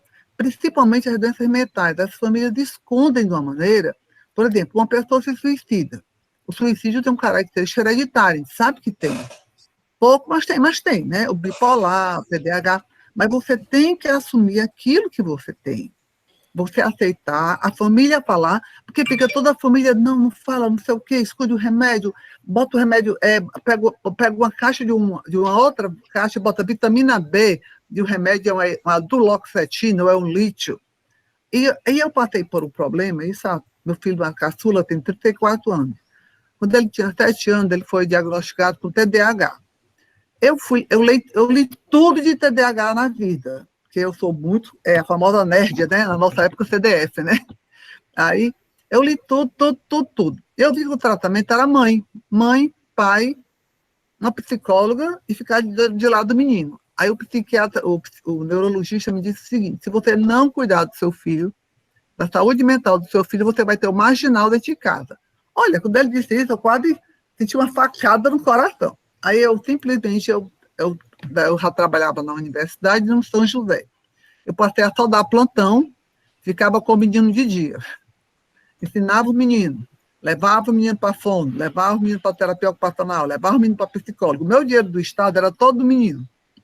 Hoje em dia, o Yuri, ele sabe que tem DH, ele sabe se controlar, ele formou-se, ele fez medicina na UFC, passou entre os primeiros, fez residência em Ribeirão Preto, em 5 anos, ele faz traumato-ortopedia em crianças. Então, o que é que acontece? Ele hoje me disse assim, foi o maior presente que eu recebi há uns 3 anos, quando ele tinha 30 anos, 29. Ele disse, mãe, se não fosse tu, se tu não fosse tão foda comigo, ao termo, eu não era nada, porque eu grudei do menino. Então, assim, doença mental, por exemplo, a esquizofrenia, o bipolar, ele tem que ter um tratamento, mas se ele melhorar a cabeça, fizer uma meditação, reze, eu digo muito, reze qualquer coisa, mas reze, acredite, pense, acalme, respire. E muitas vezes eu vejo que, eu não sou psiquiatra, eu tenho um genro que é psiquiatra, ele é muito famoso até, ele diz, doutor Olga, para bipolar, só vai remédio. Para esquizoide, que ele mora, só vai remédio. E agora ele está voltando do Canadá, ele é conhecido em relação ao tratamento dessas doenças mais difíceis. E com o uso de drogas, eu tenho horror a usar. Ele acha que quando a pessoa tem a dependência química por drogas, a maioria dos psiquiatras não querem atender, porque acham que não tem jeito. É muito difícil. Então, as doenças psiquiátricas, elas precisam muito de meditação. É a pessoa dizer o que tem, mostrar o que tem, a família assumir junto com aquela pessoa. Então, você fica cada dia mais sozinho. Tem doente que vai no meu consultório, que é soro positivo, que tem uma depressão, então, doutor Olga, eu não posso falar nem que tem uma depressão, nem que sou soro positivo, porque minha família toda cochicha. É muito ruim. Aí, assim, eu nem sou homossexual. Eu peguei porque, sei lá, tratei com não sei quem, porque a pessoa liga logo, eu sou positivo com ser homossexual. Aí ele já esconde o remédio do homossexual e bota vitamina B, vitamina D. Aí na da depressão ele bota, como é que é? Ômega 3. Ele arranca o rótulo e bota. O senhor já deve ter visto isso, para domingo. Eles arrancam a caixinha do remédio, o rótulo, aí bota em caneta, bota até no computador, para ficar igual. Então, assim, a gente tem que desmistificar isso para ajudar as pessoas. As pessoas precisam de ajuda e as famílias precisam respeitar essas pessoas. Não respeitam, enganam. Então, a pessoa passa a vida se enganando e a vida sofrendo. É tão ruim isso. Não sei se eu senti isso quando você escuta as pessoas. Eu fico, puxa vida, a pessoa não tem... Ela vem para mim, pagou a consulta, passa 1 hora, vai ficar chorando, dizendo que tem. Assim, eu não vou fazer quase nada, né? Só meu ouvido. Eu não sou psiquiatra, eu sou infectologista. Doutora Olga, mas com certeza a grande ajuda que a senhora pode dar nesse momento é isso, é escutar a pessoa, dar à pessoa a oportunidade dela desabafar, porque isso que a senhora falou e que eu percebo tão bem, as pessoas não têm espaço para poder falar disso. Há um tabu. Olhe, questões de doenças psicológicas e psíquicas, mentais, é tabu. E então as pessoas não aceitam, vivem isso como uma culpa, escondido, não tratam. E isso que a senhora falou, quando a pessoa acolhe, aprende a lidar com isso, e ouvimos aqui vários depoimentos nesse sentido. Eu acho que nós precisamos muito trabalhar essa questão. E eu diria, olha, a pandemia, de novo, ampliou isso. Ampliou. A quantidade de pessoas que nós temos em depressão, a quantidade de doenças mentais fruto da pandemia, a quantidade de suicídios é assustador, né? Porque nós não aceitamos isso. A gente aceita a doença física e a gente não percebe que as doenças mentais são mais sérias e infelizmente muitas vezes ainda se acha que isso é frescura, que é mimimi, que é besteira, entende? Então, há dias eu ouvia uma brincadeira que uma pessoa dizia para a outra, fulana, a vida é tão bela, tanta coisa bonita, eu não entendo como é que você está em depressão. E a outra disse, pois é, tem tanto ar, eu também não entendo porque é que você sente falta de ar. A questão é assim, gente, né? Então, muito obrigado, viu, Olga? Olha, aquela primeira questão, como encontrar o meio termo, o equilíbrio entre estar informado sem se contaminar emocionalmente. Realmente é, gente. Eu às vezes, olha, às vezes eu assisto o jornal e no meio do jornal eu me levanto porque eu digo, já deu, não aguento mais hoje. E eu acho que a gente precisa encontrar esse equilíbrio. Estar informado, com certeza. Até para nós nos sentirmos solidários e corresponsáveis. Eu acredito que a pandemia é um grande apelo ao nosso sentimento de solidariedade e de compaixão. A pandemia veio nos ensinar que nós somos todos um. E ou nós aprendemos a sair juntos desta tempestade, ou nós não sairemos dela. Esta é uma verdade que, se alguém tinha dúvida, a pandemia veio tirar todas as dúvidas. Então a gente precisa estar informado, precisa, mas nós temos que encontrar um equilíbrio, tá? Senão nós nos contaminamos emocionalmente, ficamos intoxicados e isso nos derruba. E o que é que eu diria para isso? Olha, você é que sabe a sua medida. E a outra pista, quando você perceber que está ficando intoxicado, para baixo, triste, sobrecarregado com essas informações, pare e respire. Pare e faça 10 respirações profundas. Isso é uma desintoxicação. Do mesmo jeito que quando nós percebemos que estamos fisicamente, transpiramos muito, a gente vai tomar um banho, do mesmo jeito nós precisamos de vez em quando fazer uma pausa, respirar para tomar esse banho interno das nossas emoções, para desintoxicar. Isso acho que é uma questão de saúde, não é? a pergunta do Daniel, né? A doutora Olga também já falou sobre isso. O mais importante, Daniel, com certeza é isso que você falou. Estou aprendendo a conviver. Ótimo. Outra palavra que você disse, eu descobri tarde esse caminho de aprender a conviver. Tá bom, mas descobriu no momento e você aprendeu. E está aprendendo. Aí você pergunta, a meditação pode ter efeito? Com certeza, Daniel. Tem muitos estudos científicos sobre isso. Sobre bipolaridade, a meditação, um dos efeitos é ajudar no equilíbrio emocional, na estabilidade emocional. Não quer dizer que a pessoa não tenha altos e baixos, mas ela vai ficar mais estável, menos suscetível aos picos de emoção. Isso é comprovado. Aliás, você pode ver certamente nos remédios que são indicados para bipolaridade, nos remédios que são indicados para depressão, aparecem lá essas substâncias. A doutora Olga sabe disso melhor que eu. Melatonina, serotonina, ocitocina. Então, repare, a meditação produz isso naturalmente. E aí vem o resultado positivo. Em relação ao TDAH, outra coisa, uma das vantagens da meditação é ajudar no foco, a melhorar a capacidade de foco, de concentração. Hoje nós temos muitas escolas de ensino fundamental, ensino médio e universidades que incluíram a prática da meditação nos seus currículos. Crianças que meditam antes do turno escolar, e a diferença é enorme. Universidades que introduziram a meditação precisamente por isso, porque ajuda a melhorar a concentração, o foco, tá? Então, com certeza, viu, Daniel? Flávio, olha, Flávio, é isso, né? A palavra religião significa religar. Quer dizer, nós perdemos a conexão com a nossa essência, com o transcendente. E a religião é para nos ajudar a religar, a reconectar. E toda a religião é válida na medida em que ajuda a fazer isso. E qualquer religião, quando ela se torna um peso, quando ela gera culpa e tensão, ela perde completamente o seu sentido, seja qual for. E infelizmente em todas as religiões nós vamos encontrar isso, essas distorções. E acredito também que todas as religiões têm algo que nos pode ajudar nesse processo de religar. Eu gosto muito, Flávio, de uma parábola que conta que o mestre acordou de noite e viu uma lua linda, uma noite de lua cheia, uma lua belíssima. Ele ficou encantado. Aí ele foi acordar o discípulo, porque ele queria que o discípulo também contemplasse a beleza da lua.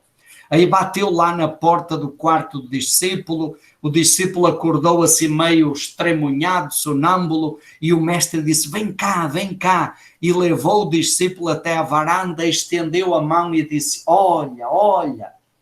E o discípulo ficou olhando e disse, é mesmo, mestre, como a sua mão é linda. Repare, gente, as religiões são a mão que aponta para a lua. O perigo é que às vezes a gente fica focado na mão e não percebe a beleza da lua. As religiões são a mão que aponta para Deus, para o transcendente, para a nossa essência. E às vezes a gente fica parado na religião e distorce. Essa pergunta que você fez, essa orientação que tem lá, orai sem cessar. Gente, esse foi o questionamento que os primeiros monges do cristianismo no século IV se fizeram. Como é que eu posso orar sem cessar? Porque eu tenho que trabalhar, eu tenho que viver. E aí eles descobriram a meditação. A meditação é isso, é a forma de eu orar sem cessar. Como? Eu estando permanentemente consciente da minha respiração. E aí vamos para uma coisa muito simples, gente. Tem lá na tradição judaico-cristã, no princípio, Deus criou o ser humano do pó da terra e depois soprou nas suas narinas e ele tornou-se um ser vivo. Soprou. A palavrinha que está lá no texto hebraico é a palavra ruá. Ruá foi traduzido por sopro, respiração, espírito, Espírito de Deus, Espírito Santo de Deus. Então, Deus é o que? É sopro, é respiração. Nós perdemos isso, gente. Como é que eu me reconecto com Deus? Através da respiração, tendo consciência da respiração. Os gregos chamavam isso pneuma. E para os gregos, o pneuma é a conexão com as ideias superiores. Na Índia antiga, na tradição da yoga, chamam prana, respiração, conexão transcendente. Na medicina tradicional chinesa, chamam ki, respiração, conexão transcendente. No islamismo, chamam baraka. Nas tradições indígenas, tupi-guarani, chamam aivu. A física quântica chama energia sutil. Ok, gente, os nomes mudam, mas tudo isso significa o quê? Respiração. A percepção, a consciência de que a respiração é o que nos conecta com Deus, com o transcendente, com o ser superior. A meditação, porque é a respiração consciente, se eu estiver o tempo inteiro respirando, percebendo a respiração, consciente de que eu não estou respirando apenas oxigênio e gás carbônico, eu estou respirando Deus, isso é oração sem cessar, oração contínua, que como você disse, Flávio, eu posso fazer quando estou dirigindo, ou quando estou falando aqui para vocês, ou quando estou fazendo seja o que for, tá? Acho que isso é uma coisa muito bonita que desmistifica a oração. A oração não é uma coisa mágica, é uma coisa tão simples quanto respirar, conscientemente. Olha, se eu respiro e eu tenho consciência que ao respirar Deus está entrando dentro de mim, está me recriando, e eu estou em contato com Deus, isso é tudo, isso basta. Sandra, né? Aprender a lidar com as emoções de novo, que bom, e sempre isso, olha, todas as mudanças são de dentro para fora. E já que você, Sandra, falou de Enneagrama, que é outra das minhas paixões, são as duas paixões, meditação e Enneagrama, olha, eu diria que o autoconhecimento é o outro curédio, não vamos dizer remédio, vamos dizer curédio. O autoconhecimento é outro curédio. O autoconhecimento vai me ajudar a dar nome às minhas emoções, a acolher as emoções, a aprender a lidar com elas. E o Enneagrama, você falou, eu acredito que é uma sabedoria muito simples e ao mesmo tempo muito profunda para lidar com isso, com emoções. E vocês que estão aí no ambiente empresarial, eu diria assim, olha, 100% das empresas são pessoas. 100% dos vossos colaboradores são pessoas. 100% dos vossos clientes são pessoas. Se nós não aprendermos sobre pessoas, nós não sabemos nada. E o autoconhecimento, e dentro do autoconhecimento o Enneagrama é um caminho fantástico, é a arte de aprender a conhecer pessoas e a lidar com pessoas. E isso é 100% de tudo, tá? Então, no mundo empresarial, eu tenho trabalhado muito também autoconhecimento no ambiente empresarial e isso traz mudanças profundas, fantásticas. E uma última coisa que eu gostaria de falar para vocês, um convite, tá, gente?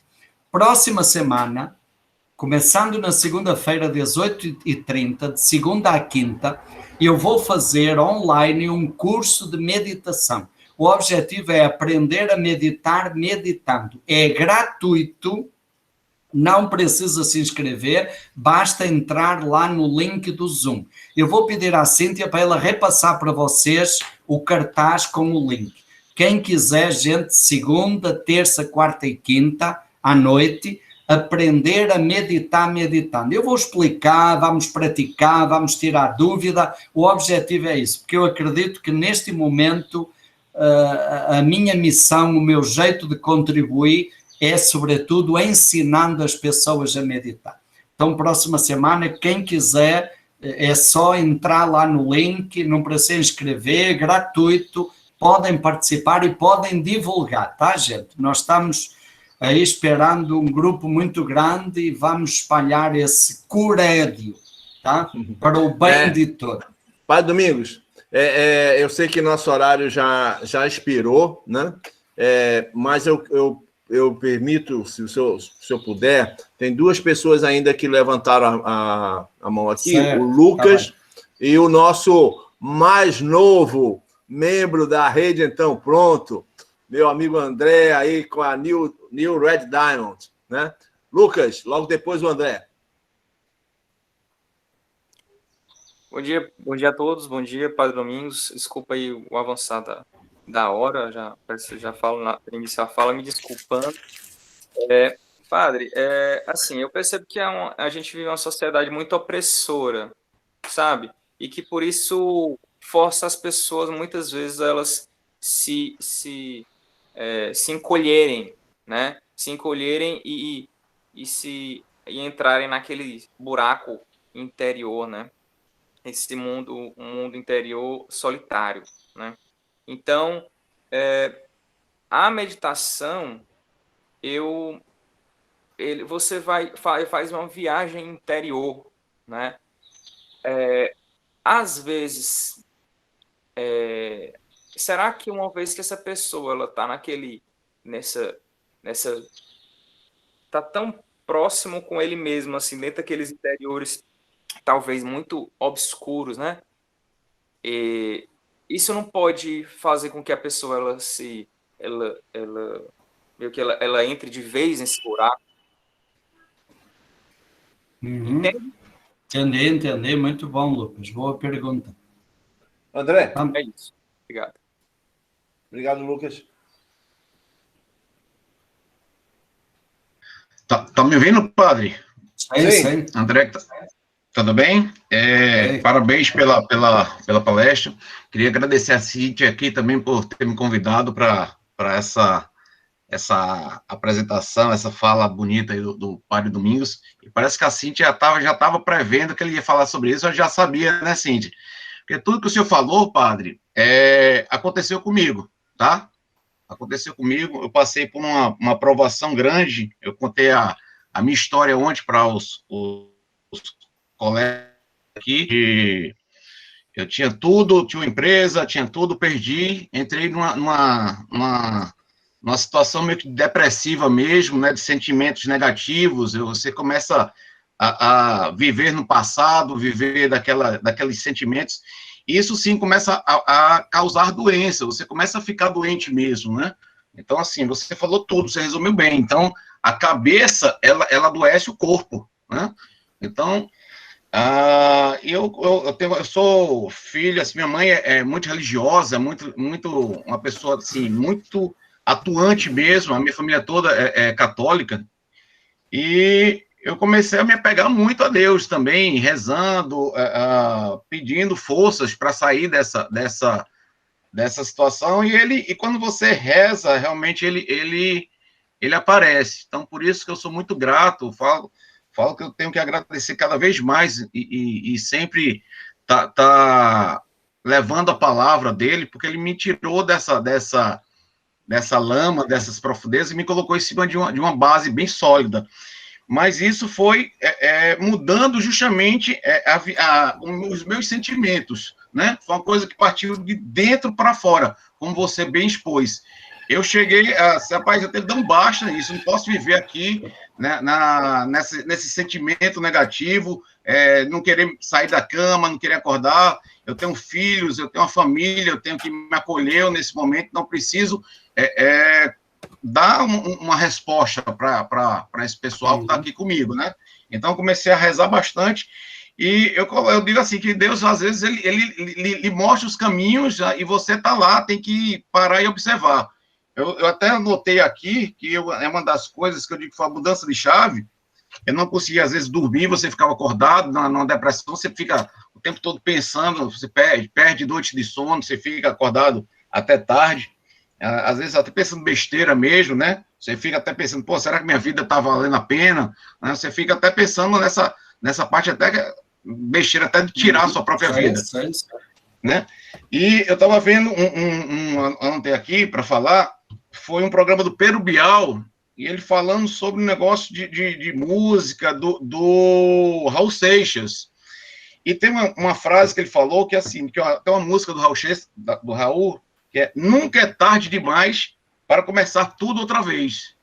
E eu peguei essa frase aí e me apeguei a ela. Eu disse, pô, tudo que eu vivi, eu comecei do nada e cheguei a uma estrutura grande. Então, se eu estou no nada, eu vou começar tudo de novo, só que agora, com toda a experiência que eu tenho, com todos os erros e acertos que eu já fiz, então vou trazer essa experiência para a minha vida, tantas positivas como as negativas, e vou encarar a vida de novo.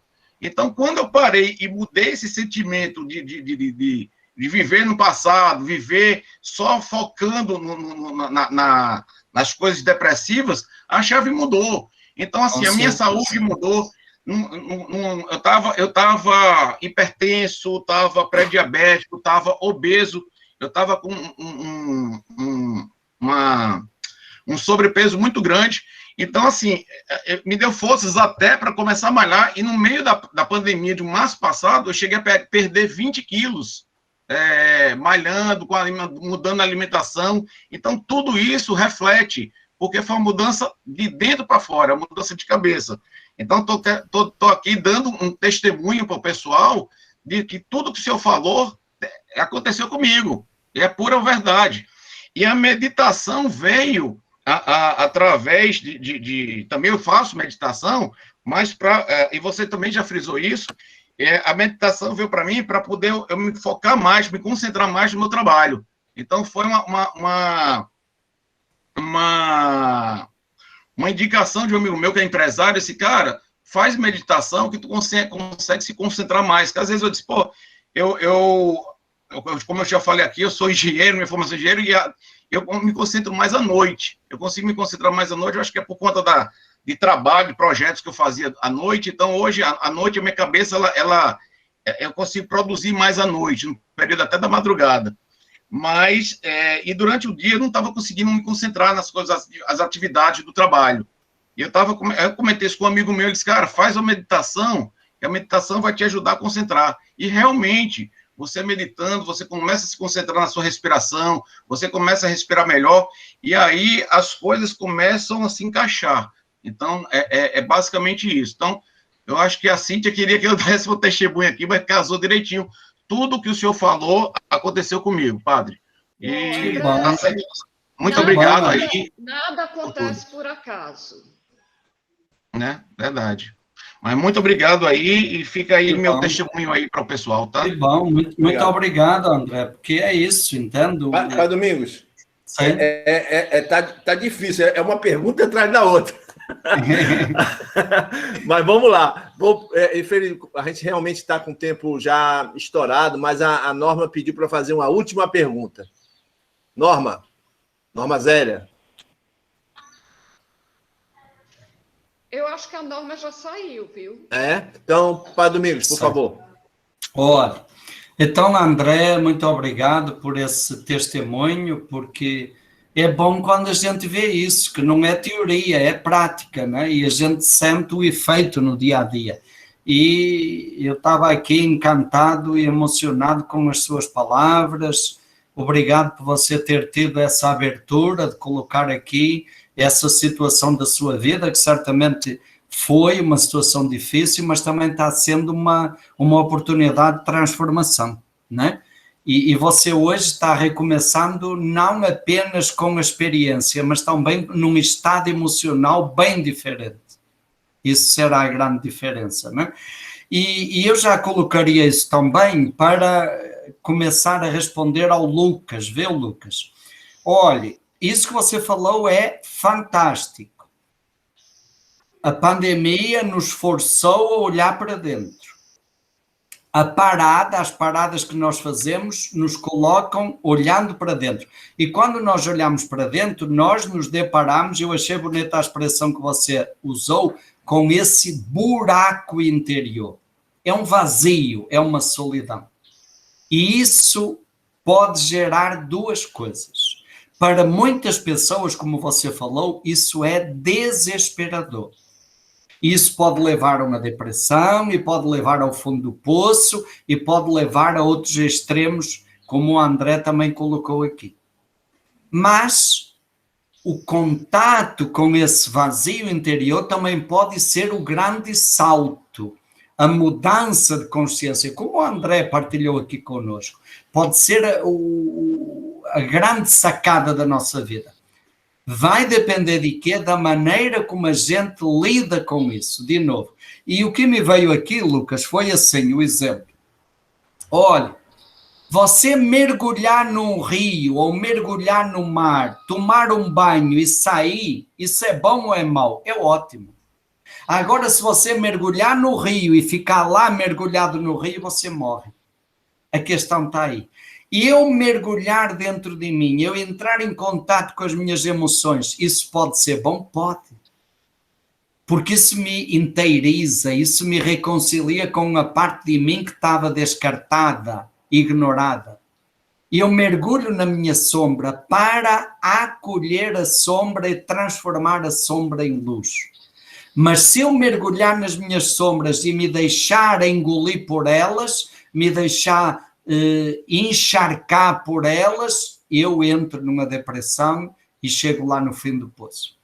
E o que é que vai fazer a diferença? O que eu te diria, Lucas? A diferença, primeiro, autoconhecimento. É difícil alguém entrar no processo da meditação sem o autoconhecimento. A entender porque é que tem esse vazio dentro de mim. A entender de onde vem esse vazio. Eu acolher sem culpa. Aprender a dar nome a isso. O autoconhecimento vai me ajudar. Sem um processo de autoconhecimento, vai ser difícil fazer esse mergulho. Eu diria o autoconhecimento é como se fosse o curso de mergulho para eu saber entrar no rio e voltar. E a meditação vai ajudar, porque repare, é diferente eu entrar em contato comigo através da meditação ou eu me deixar afundar e afogar pelas emoções. Porque na meditação tenho o diferencial, eu vou respirar as emoções. Quando eu respiro, eu libero as emoções. Olhe, imagina assim, imagine que as emoções são como balões, aqueles balões de festa de criança, né, que estão cheios de ar. Se você encostar alguma coisa num balão, ele explode, ele rebenta. As nossas emoções são assim. Mas você também pode abrir o balão e deixar o ar sair lentamente. Tranquilo. A meditação é deixar o ar das emoções sair lentamente. Eu vou respirar as minhas emoções. E então a minha tristeza vai acalmar, a minha raiva vai acalmar, a minha ansiedade vai acalmar, porque eu estou permitindo com que isso saia lentamente, de uma maneira saudável e equilibrada. Porque se eu não tiver isso, se eu simplesmente entrar em contato com esse buraco interior, com esse vazio, eu posso me afundar nele, eu posso me afogar nele. A meditação é o caminho. Meditação e autoconhecimento, viu, Lucas? É o que eu diria para você. Tá bom, gente? Cíntia. Pronto, Obrigado, hein, padre? Pronto, deixa eu só falar aqui. Padre Domingos, eu fico sem palavras para dizer o quanto foi importante para nós todos que estamos aqui escutar tudo que você falou. É sempre muito, muito, muito bom tê-lo ao nosso lado, tá? Eu gostaria de agradecer a todos os presentes, em especial a minha família, que praticamente todos, inclusive os meus pais, assistiram, minhas irmãs, cunhados, sobrinhas assistiram. Queria também mencionar aqui uma grande amiga que lhe conhece, que quando eu convidei, ela nem vacilou em deixar de participar, é a Natália. Hoje ela está morando em Portugal. Natália, se você estiver aí, apareça. Ela já fez o Enneagrama, já fez vários cursos lá, lhe conhece. Uhum. Também há o Hamilton, que é nosso amigo de caminhada para Canidé. Oba, isso. Ele está aqui. A Vera, que é nossa amiga também da meditação. E assim, eu vou mostrar para vocês esse livrinho que não sei se vocês estão vendo aqui, ó. Meditação Cristã, Domingos Cunha. Esse livrinho é maravilhoso. Mas melhor ainda é praticar a meditação. E nós tivemos aqui, nós ganhamos um presente com esse convite dele em fazer com que quem quiser participar, tá certo, desse momento de aprender a meditar. É muito bom. Eu digo que eu faço meditação. A meditação faz a diferença. A meditação, para mim, ela faz com que eu me aceite do jeito que eu sou, sem tantas cobranças, e assim me deixa mais tranquila, mais plena. E realmente é isso mesmo. Você, quando deixa de meditar, você, tem alguma coisa errada. E aí você volta a meditar. Você não deixa totalmente, tá certo? Então, assim, eu acho que nada muda se você não mudar. Não adianta, nada muda. E o primeiro passo é você querer essa mudança, tá certo? E, assim, esse é um caminho. Gente, procure a meditar. É tão simples que vocês não podem imaginar. E o bem que faz é tão grande que vocês também não imaginam, tá certo? Então, assim, eu acho lindo esse momento que nós tivemos a oportunidade aqui, onde as pessoas, de uma certa forma, se desnudaram. Falaram de coisas, de doenças, de uma forma muito simples, tá? E o que eu vejo é que a gente passa a ter aqui uma família. As pessoas falam com espontaneidade. Hoje nós ficamos, às vezes, várias vezes, até ao dia, nesse momento aqui. O André, eu conheci o André ontem, numa visita técnica que a rede fez, a empresa dele. E achei incrível, inclusive eu disse, apesar de ele ser um técnico, ele ser um engenheiro, ele é uma pessoa extremamente humana. E não tinha como eu deixá-lo de convidar para participar desse momento.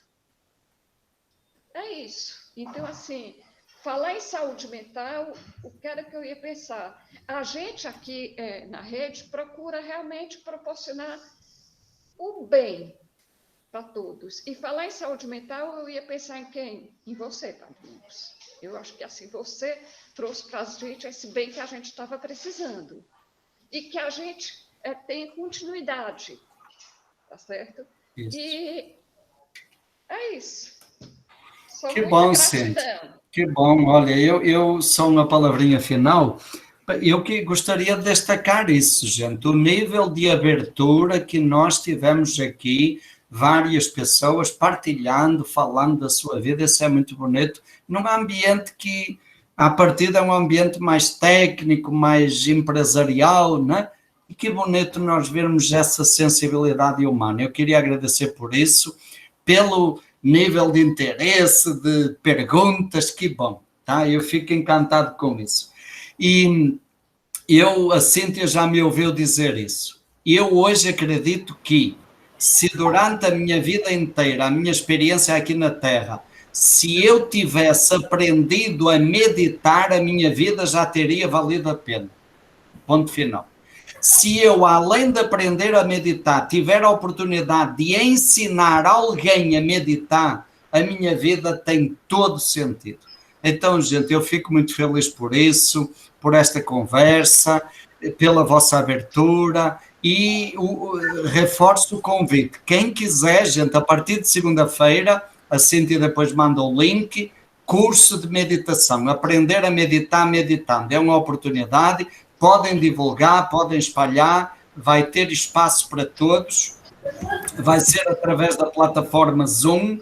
O nosso Zoom tem lugar para 500 pessoas, mas a equipe já preparou. Se passar de 500, vai ser espelhado no YouTube. Então ninguém fica de fora, podem divulgar. Muito obrigado e um grande abraço. Mas só uma coisinha, que eu ia esquecendo, tá? Nós temos um coligado aqui, o cordelista Tião Simpatia, que a gente dá como cortesia ao palestrante, um cordel. E aí você vai receber esse cordel, tá certo? Oba, muito obrigado, muito obrigado. Que bom. Infelizmente, ele não está aqui, porque ele faz na hora. Oba, que bom, que bom. Muito bem. Ok,